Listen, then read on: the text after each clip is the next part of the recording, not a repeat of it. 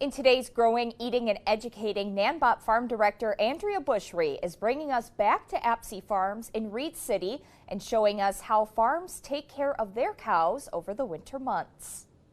Hey guys, welcome back to Growing, Eating, and Educating. Today we're back here with Apsey Farm. This is Kyle Apsey of Apsey Farms, and we're talking about their operation with their cattle and what that looks like to follow regenerative practices, but in the winter time. So thanks for being back here with us. Our pleasure. Thanks for coming back. Yeah. Excited to have you. So here we have our cattle. We just fed them.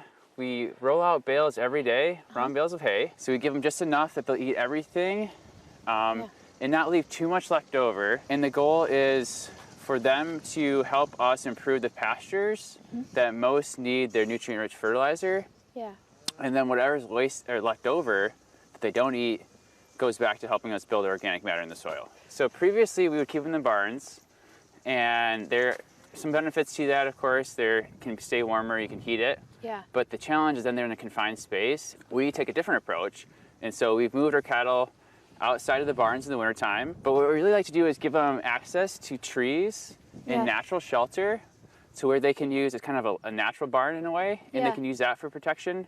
But then we can keep moving them around so they're not going back to the same place. Yeah. Because that's how they get disease and spread infections. The other thing that I was noticing here, we have some mama cows here, and then we have some smaller ones. Do you do a little bit different of an operation on the breeding side of your program to kind of be able to handle the winters differently?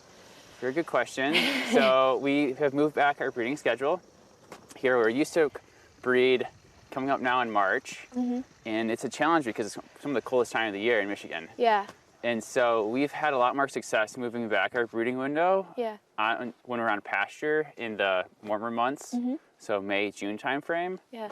And that way we don't have to worry about having to calve inside in confinement, but they can calve on pasture, and they generally all seem to be doing really well, and we don't have to give them a lot of attention, and their mom takes care of them just fine. Yeah, I would say that's probably one of the biggest challenges, at least growing up on my farm, where we had our cattle were giving birth in the winter, and it was always a problem of like we'd have to put them in a hot box or something like that to warm them back up on those cold nights, and it was always just a lot of stress. So it's interesting to see out here that these calves are already grown up to the point where they have a thick coat of hair, and they don't take quite as much maintenance as if we were calving in the winter. That's kind of the best practice we found for our farm, but every farm's different. Right. And it's really important to figure out what works best for your operation and your goals. Yeah.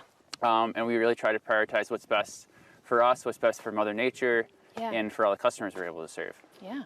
Great. Well, I think that was a great explanation of just, you know, kind of what it looks like on different farms of how you can farm in the winter following rotational grazing practices. Thank you for having us out here. We appreciate it, and we'll probably be back again. Thanks so much, Andrea. You guys are welcome back anytime. Yeah. So tune in next week to see more of what's going on Growing, Eating, and Educating. Thank you, guys.